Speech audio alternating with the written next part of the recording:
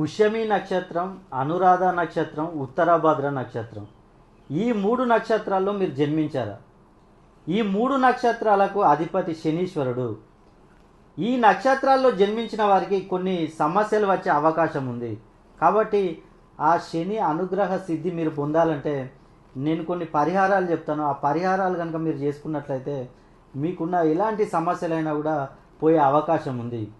ఈ శని ప్రభావం మీపై ఉండడం వలన మీరు ఏ వ్యాపారం చేసినా కూడా వ్యాపారంలో నష్టాలు.